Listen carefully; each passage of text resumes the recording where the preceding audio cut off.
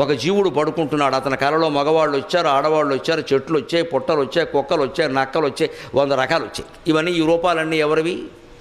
ఈ పడుకున్న జీవుడే ధరించాడు. పొద్దున్నే లేచి ఎవరింటికైనా వెళ్ళి నువ్వు నా కల్లోకి వచ్చావంటే ఆ మాట మగవాళ్లతో అంటే ఒక ప్రమాదం, ఆడవాళ్లతో అంటే 2 ప్రమాదాలు. వాళ్ళ ఆయన వస్తాడు, నీ కల్లోకి మా ఆవిడ ఎందుకు వచ్చిందని. ఎందుకు వస్తారండి? వాళ్ళ ఇంట్లో వాళ్ళు ఉన్నారు, మన కల్లోకి ఎందుకు కానీ వచ్చారు. నేను సాయంత్రం 4-5 మధ్యలో ఒక ఆవిడ నాకు ఫోన్ చేసి నాకు మీరు కల్లోకి వచ్చారండి. నయ్యం మా ఆవిడ ఇక్కడ లేదు కాబట్టి సరిపోయిందన్న.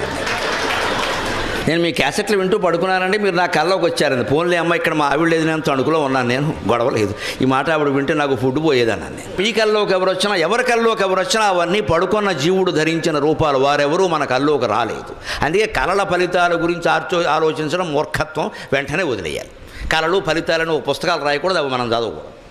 తెల్లరకట్టు వస్తే ఓ ఫలితం, రాత్రి వస్తే ఓ ఫలితం, శుక్రవారం వస్తే, ఇవన్నీ గుడ్డి నమ్మకాలే.